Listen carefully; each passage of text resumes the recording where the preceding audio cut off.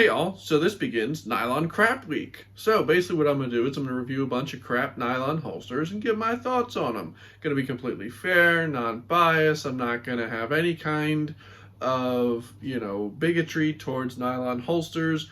I'm just going to review a bunch of nylon holsters and give my thoughts on them. Let's get into it.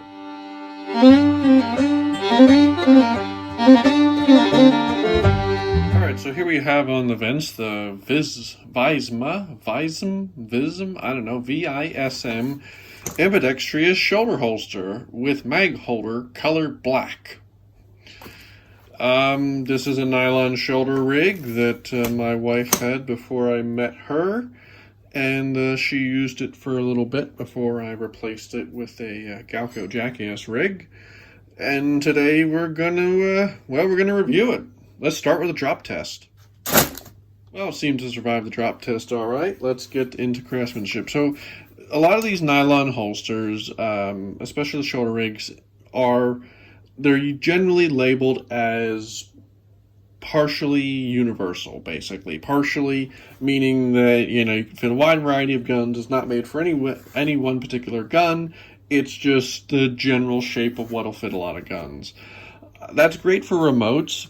Terrible for holsters. You want a holster that fits your specific gun because it keeps it secured the best, the safest while carried, and usually the most comfortable. Plus, nylon is ugly as all hell.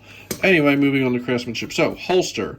The holster itself here is semi-universal. It's for a larger frame gun, right? Would fit a variety of different large frame guns, probably more geared towards semi-auto. How you adjust it is you've got these straps here that you can pull up via Velcro, right?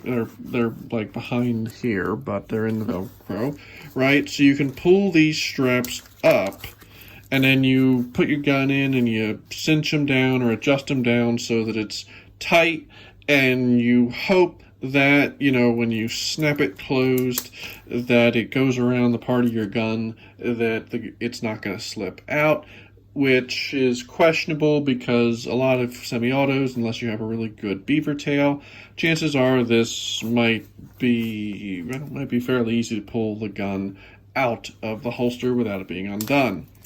But you do this, and most leather style shoulder rigs have a thumb brake. The Galco Jackass rig I got my wife has a thumb brake on it where, you would have it snapped like this, and then it's a stiff part of the leather that you snap open, pull the gun. This does not have that. So these have these two snaps here, right?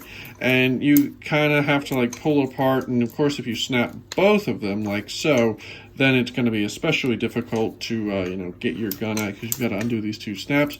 But this does not have a thumb brake. It just has these two snaps, and it's flexible, and you really, I guess you can kind of sort of, if you really try hard, you get to kind of be a thumb brake, but in reality it's just two snaps. Buttons, which they seem to be, on the cheaper side. They're not actually that strong. So if you were to snap it like this, you have this big tab hanging out that risks coming undone and the gun slipping out. But anyway, that's the holster part. Now, the holster part is attached to the harness part, which we'll get to, by these clips. It's really nice to see that you have quick release option on your nylon shoulder rig to quickly release the holster part, right? Except for the fact that they don't make any sense. Most, again, leather shoulder holsters are going to have Chicago screws or something like that, and you can adjust the difference, right? And if you wanted to, you can swap out holsters. The need to quick adjust them, quick detach and attach a new one, I've never had, and especially with something that's fairly universal looking. I don't know why these big bulky plastic clips are here, but I can tell you that these riding against your body for an extended period of time probably aren't going to be the most comfortable, but hey, what do I know? It is adjustable here via nylon, right? So, or via these little three-prong gliders, I forget the name of these, right? But yeah, so come up here to you got these little shoulder pads, right? Which there's a specific way to get them on. That's something I noticed with this in my experience of this is it's it's very easy to get tangled, especially when you're reclipping stuff. So you kind of get these situated right, and these rest on your shoulders. I will say that it's a nice idea to have these big padded things on your shoulders. But here's the thing, when you walk around, what's going to happen is if you walk a lot, these are going to move on your shoulders and probably rub your shoulders raw. I've had that with wider leather straps that will actually start to rub because, you know, they will move despite what you think. So this will probably be fairly uncomfortable after a few hours. Quality is, well, poor. Again, my wife used this for a little while, probably not more than like a year. And it ripped here because it's made in China and it's crap. Which, you know, we all know what we do with crap. Anyway, moving on, non-biased. But yeah, so they're adjustable. Again, there's adjustments here on each side to adjust your holster and then adjust your, on the other side you have your mag pouch. Right? And the mag pouch is the same basic concept, basically fairly universal. Opens up, looks like you could actually almost fit, like, depending upon your mag, probably fit 2 mags per thing, which might, of course, run into issues because when you adjust this, which you can only, the closest close or the most close you can have it would be like this, right? So if you've got a single mag in there, I bet you could probably get a 1911 mag in there and then out of there, right? Let's see, we'll try with this. This is a PPK mag, right? So let's see. Yep, I can get it in, right, and I can get it out without having to undo this. So basically, we know what we do with this. But no, seriously, this is we're remaining very, very serious here in this review. But yeah, so that's basically useless because unless you have the perfect size mag for it, it's, you know, they're going to fall out, and they have wide range of adjustment here, you know. So I guess the one benefit is if you had it snapped down real low like this, you could probably get like almost a 33 rounder Glock mag in there. Maybe that might be interesting. So that's a nice thing there.